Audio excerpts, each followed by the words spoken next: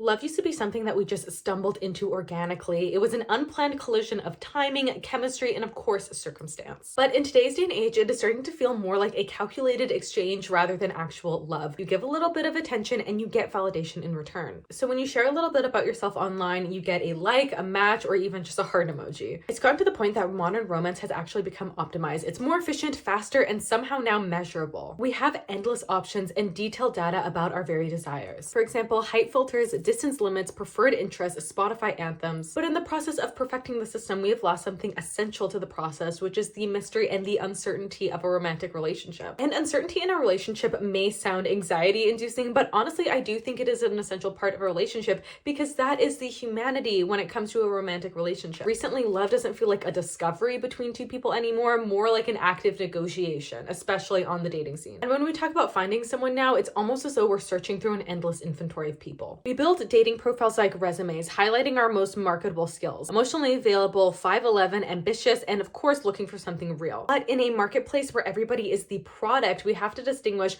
who is a buyer and who is being sold. So today's video is all about why modern love feels a bit transactional. And we're going to be starting with, of course, how we meet, especially as that has changed in the landscape where more people are meeting online than they are in person. Dating apps like Tinder, Hinge, and Bumble have all turned romance into sort of a digital economy where attention is a currency and attraction is something that is quantifiable. And every match is a dopamine hit, a momentary confirmation that you have value in this system. But unlike a real economy, the market of affection actually runs on inflation, meaning the more options you have, the less value each one is. Apps like Tinder and Hinge promise abundance, infinite profiles, and endless possibilities. But the thing is, abundance doesn't create actual connection, it only creates paralysis. And this really does relate back to the whole illusion of choice, whereby the more choices we have, the harder it is to actually choose. When faced with too many options, we don't feel freer, we actually feel more anxious, more indecisive, and less satisfied with whatever we eventually choose. So instead of choosing depth and actual connection, we choose novelty. And this isn't because we're selfish, but it's because our brains have become rewired to constantly be chasing the next hit or the next possibility. But to be fair, dating apps themselves didn't actually create this whole optimization. They actually just mirrored the larger culture. The larger culture, of course, being one of optimization, where everything is ranked, rated, and thoroughly reviewed. We live in a time where if you wanted to try a new restaurant, automatically the first thing you would do is go to Google reviews, or if you wanted to get a new job, you'd go on Glassdoor, and of course, for a vacation, you'd probably go on like something like TripAdvisor or something, and why wouldn't you? But an unintended consequence of constantly looking at reviews and optimizing every single facet in our life is that it has now transitioned into the dating scene, and we are doing the exact same thing, but with people. Especially when we go on social media and we are told constantly to, know your worth, standards high, and never settle. However, in the process of never settling, we've actually forgotten the ability to choose a right partner. And on that note, knowing your worth has now become a constant pressure to be proving your worth. Now, I think it's easy to make the comparison that modern dating feels a little bit like shopping, but I think it's actually deeper than that. It's not only that we're looking at other people as products, but we're viewing ourselves as a brand. So when you're making your dating profile, what you're actually doing is marketing your interests, curating this sense of humor, and angling our selfies all in the pursuit to signal value to another person. And these dating apps have made connection almost a sort of game. We're no longer just seeking connection, but we're actually seeking conversion. In fact, many of you may view the match itself as sort of like a click-through rate and the date itself as an engagement of some sort. And of course, just like in marketing, the goal is to get as much attention with the little amount of effort put in. So if the conversation isn't immediately exciting, we move on, or if there's not chemistry within the first 5 minutes, we ghost them. However, romance really is one of those things that you just can't optimize, and in trying to make it more efficient, we've actually made it performative. We no longer flirt with somebody because we're actually curious and wanting to get to know them, but because we feel like we should and that we're supposed to. And we don't go on new dates because we want to try something new and have a genuine connection with that person, but almost to prove to ourselves that we still can date if we want to. We're performing availability while secretly protecting ourselves from vulnerability. And now we've created an economy that rewards appearance rather than actual authenticity and efficiency in the short term instead of actual connection. Now, of course, attention has always been a part of attraction. However, in today's modern day of dating, it has become almost like a currency. Now, the modern dating scene isn't actually about compatibility, it's more about visibility. Now, it's about who sees you, how often they engage, how much validation they give you in return. And validation now arrives in tiny quantifiable units like likes, story replies, heart reactions. Now, I don't know about you guys, but I absolutely hate when people like like my story as a method to try and flirt with me. I think it is so completely unoriginal and uninspired. Like, what am I supposed to do with a story like? You know what I mean? But it's so interesting because I find so many men just like your story or like your profile and don't actually say anything to you as though that's supposed to start some sort of like deep, insightful conversation. But really, I'm sure as many of you, I would just rather like a hey, you know what I mean? Like, I don't really see the point in a story like. And I think people do that because we have built an entire emotional ecosystem on these metrics. So if somebody does view your story but doesn't like it or doesn't respond, that is data. And if they liked your post but didn't actually comment, that's also data. Now, if they swipe up to your story with a fire or a heart emoji, that is interesting. And if they leave you on red, even for just a meme, that is a full-out rejection. So romantic communication has become almost codified to these emojis, and we are completely fluent in it. We overanalyze every single micro interaction for meaning, but the problem is that oftentimes it's completely shallow. The people that are liking your stories are not necessarily people that are interested in dating you for the right reasons. And that's because attention in today's day and age is actually quite cheap. It's frictionless, fleeting, and often costs the giver absolutely nothing. I mean, it is no effort to just like somebody's post. And yet we still treat it like some sort of commodity, trading it for validation, self-esteem, or even leverage in today's negotiation. You post a story hoping one person will see it, or you wait for a typing bubble that never comes. Send a message, then check 3 times to see if it's been on read. Now that is not romance, it's economics, an emotional supply and demand cycle that is powered by intermittent reinforcement. And that's why when we're talking to somebody new, we cannot stop checking our phones. That's why ghosting feels like theft, as though they've taken something from us that was never ours to begin with. And that's why rejection actually hurts less than ghosting, because ghosting gives no closure and it gives no data. And we deeply crave this attention, not because we're narcissistic or self-obsessed, but actually because we're quite lonely. And with social media, we have built a society that craves being seen or visible rather than actually being understood. And dating, just like everything else on social media, has become a game of visibility and performance. On Instagram, we curate our best selves. On dating apps, we optimize them. Each new profile photo or prompt answer is an A and B testing. What version of me performs best? Who will get the most matches, messages, and engagement? But this sort of performance actually comes at a cost, because the more we curate desirability, the less room we have for actual connection. And that is because when you market yourselves as dateable, every single interaction that you have becomes sort of like an audition, where you're no longer looking for love, but you're marketing yourselves to be chosen. Now, don't get me wrong, intention of course feels good. It is always flattering when somebody flirts with you, but it is not intimacy. It mimics closeness, but it keeps us detached enough for us to feel safe. It's sort of like emotional fast food. It's convenient, it's emotionally gratifying, but ultimately it is unsatiating. So when love starts to feel transactional, it's not only because we're trading attention with each other, but it's also because attention has replaced affection entirely. And in an age where everything is content, love has become sort of like a lifestyle branding. Couples aren't just together, but they're curating an aesthetic and they're curating a brand. Think of the Instagram couple who documents every single trip, every matching outfit, every soft launch post with a strategically cropped shoulder. Now, it's not that their affection isn't real, but it's that they're performative by default. Love has to look good to feel real. Now, influencer culture has shown us that love isn't just personal, but it's actually social capital. And a relationship that photographs well will signal stability, desirability, and status. And that is because we have learned to view ourselves through the lens of other people, and we do the exact same thing for relationships. How does this look on the outside? We've replaced private milestones with shareable moments. Your anniversary is now a post, and of course, your proposal has to be a production. Even heartbreak becomes a genre of content. In fact, there's many get ready with me to break up with my boyfriend videos, and that is a whole series on TikTok. So who the fuck did I marry? Part 1. We no longer just experience love and a heartbreak, but we have to document it. And by documenting it, I think we have really distorted what it means to have a genuine relationship with another person. And when you know that somebody's watching or filming you, you act different even subconsciously. And just look at some of these couple videos. So I tried to leave the house without giving my BF a kiss. Then he did this.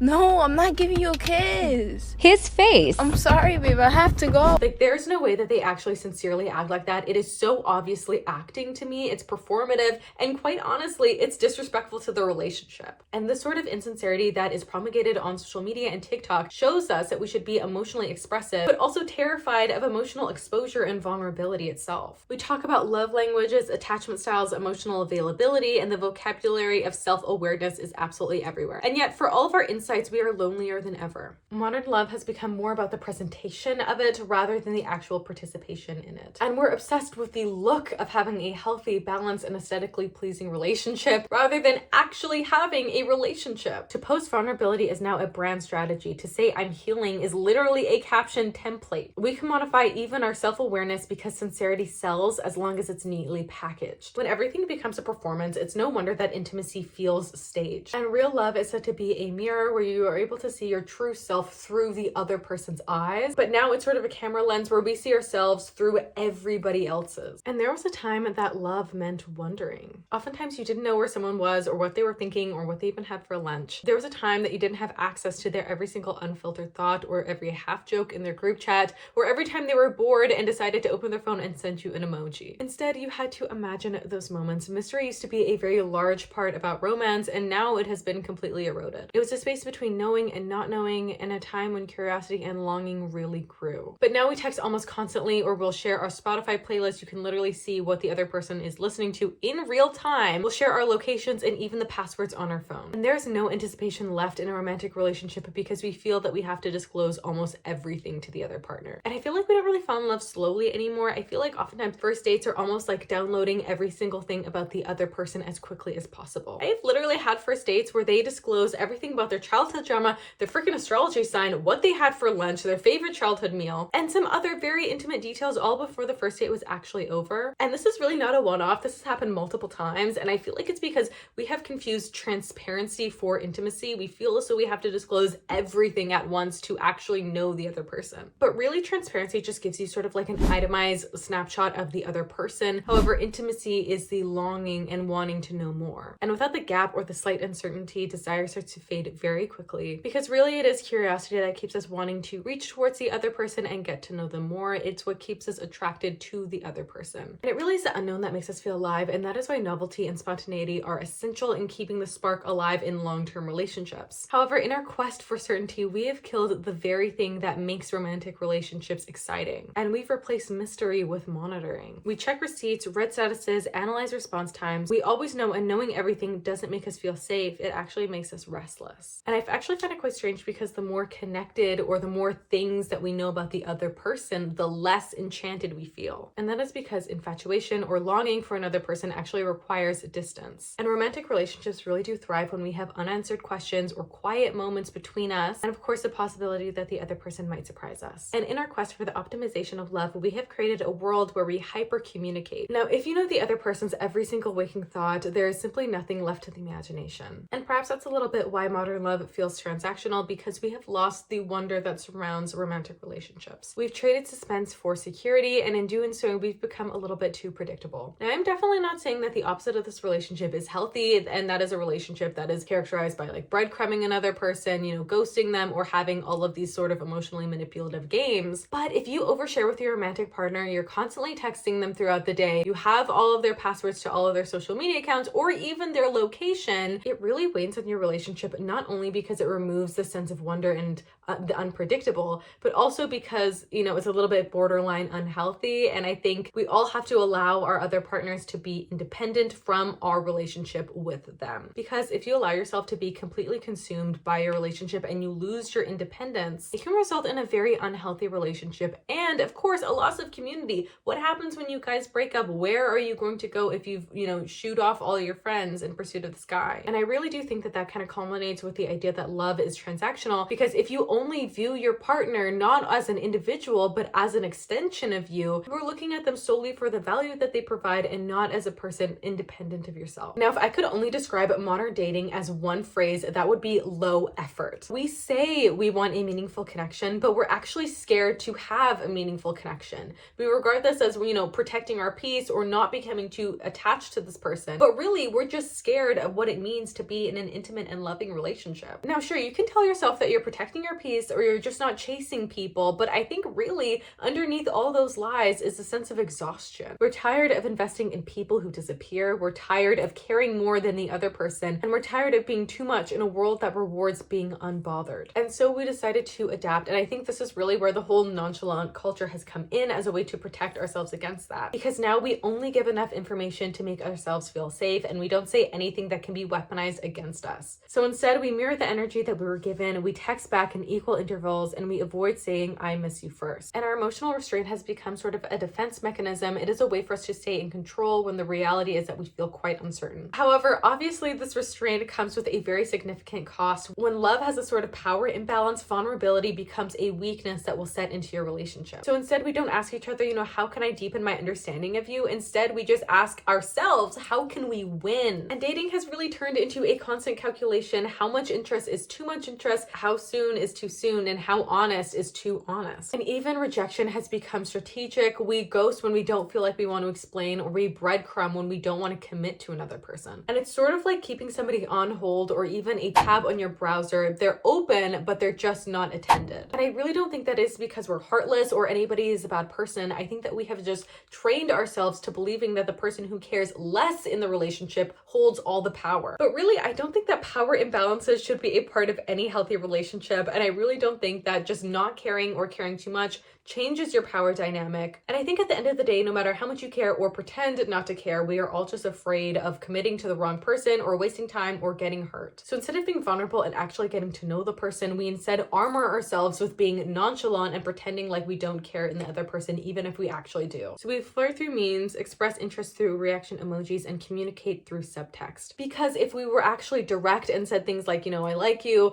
I'm interested in you, I want to see you again, feels like there's too much risk for too little reward. It's emotional minimalism disguised as a sort of confidence. And we pride ourselves in not needing anyone, but in reality, we just don't trust anyone enough to be able to need them or to depend on them. This sort of emotional minimalism isn't only in dating, but I do think it bleeds into our other relationships with our friends and family as well. We keep one foot out the door even when we actually are committed. We create sort of emotional prenups, unspoken terms about what we won't tolerate and what we won't give and how much we're willing to try. We call it self-respect, but actually it's just self-protection. Now, love used to be measured in devotion and your commitment to another person, but now it is measured in restraint. Instead of asking ourselves, how deeply can I love this person? How deeply can I foster our relationship between them? But instead, we ask ourselves, how can I make sure that I don't lose myself in the relationship? And though that is a very valid question to ask, I think it is important that we all maintain our own independence in a relationship. I think it has become, so hyper independent that it is really about protecting yourself in case they hurt you. With all the self-preservation and cynicism that we all seem to have, I think something still stirs. That is a deep longing, not for novelty or constant validation, but for an actual significant relationship with another person. And even though we joke about situationships and bare minimum texting, there's a quiet ache behind it. It's a desire to feel seen, chosen, and loved without the performance. Because ultimately, we want to be the person that makes them delete their dating apps or to be missed when we're not around. And we want to stop playing games and feel something that is more than just the notification on your phone. But how do you build a genuine and lasting romantic relationship in a world that actually rewards detachment? I think it starts with taking a little bit of risk and being honest with another person that you're interested in, telling them how you actually feel, even if you don't know how it's going to land. And it also involves staying even if it is inconvenient for you. Now, love and heartbreak was never meant to be efficient. It is not something that can be optimized. It is a whole mess that you just have to experience. And at times it is going to be inconvenient, time consuming, and frustrating. That's what makes it transformative, and that's what makes it real. It is not going to be picture perfect every single day. And there's a reason that people still believe in love, even when it fails them over and over and over again. And it is that we all have an innate desire to have a significant connection with somebody else, somebody that is close to us,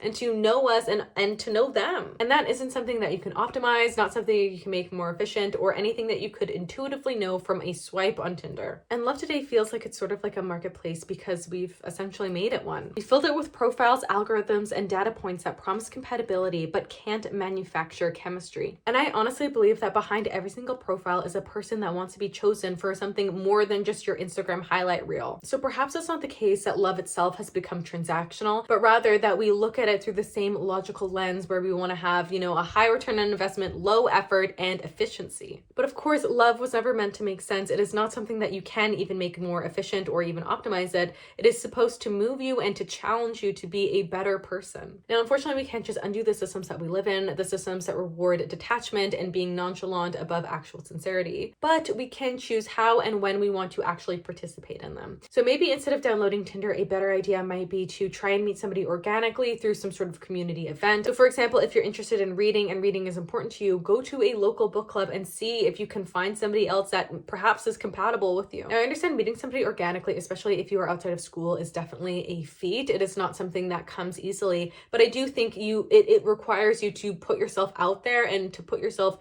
in situations that maybe you haven't been in. Now, I'm going to use the example of Run Club. I know they are known for like essentially everybody is dating everybody in Run Club, but the reason that that works is because they're getting to know people outside of just their, work bubble. Because at the end of the day, love isn't a transaction and it's not a trade between two people, but it is a leap of faith. And I think a very necessary element of love is not being able to calculate the distance to the bottom, but just letting yourself fall and being with that other person. Okay, so that's all for today. I know it was kind of a different video, but if you liked today's video, please leave me a like and comment and let me know what you liked, what you didn't like. And of course, if you're interested in seeing any other content that's similar to this, it really helps me know that I am doing something right and giving you content that you find is interesting to you. And please, please, please, if you have made it this far, please consider subscribing. We are so close to hitting 1,000 subscribers. I am so happy with how this community has, really started to evolve and grow over these last 2 months. Of course, thank you so much for your time for watching this video. I really appreciate it. See you in the next one.